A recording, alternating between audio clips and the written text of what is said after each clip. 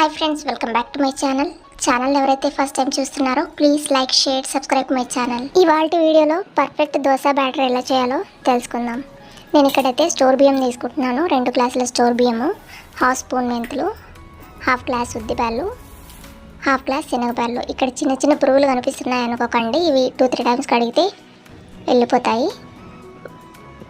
బాగా నానబెట్టుకోవాలి. ఒక 6 అవర్స్ తర్వాత చూస్తే ఇలా మెత్తగా నానిపోయి ఉంటాయి. ఇక్కడ నేను ఒక పెద్ద గ్లాస్ అన్ని బొరుగులు అయితే ఉంటాయి. ఆ బొరుగులు ఈ బియ్యంతో పాటు మిక్సీ పట్టుకోవాలి. నేనైతే మిక్సీకే వేస్తున్నాను.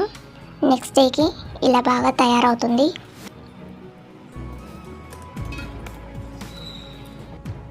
మనకు ఎంత పిండి అవసరమో అంత తీసుకున్నాక ఇలాగే మూత పెట్టేసి ఫ్రిడ్జ్లో పెట్టుకుంటే నెక్స్ట్ డేకి ఏం పుల్లగా అవ్వదు, బాగుంటుంది. అండ్ ఇందులోని కొంచెం సోడా పొడి,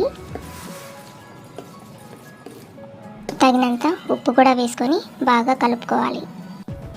ఇప్పుడు దోశ అయితే ప్రిపేర్ చేసుకుందాం.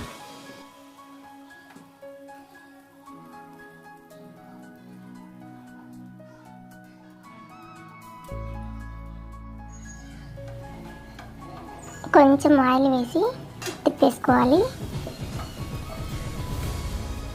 నేను ఇక్కడ తెల్లగా ఉంది అని అనుకోకండి, నేను కొంచెం ఎర్రకారం కూడా వేస్తాను కాబట్టి బాగా ఎర్రగా అవుతుంది.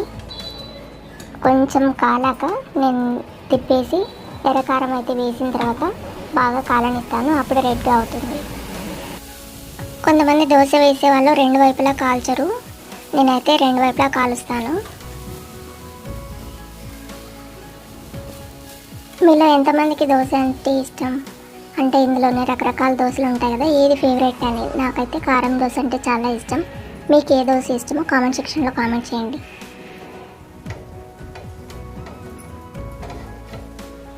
చూసారా దోశ ఎంత పర్ఫెక్ట్గా వచ్చిందో? మీకు ఈ వీడియో నచ్చినట్టయితే please like, share, subscribe my ఛానల్ని చూస్తున్నారే కానీ సబ్స్క్రైబ్ చేయడం లేదు. ప్లీజ్ సబ్స్క్రైబ్ చేయండి. Thanks for watching.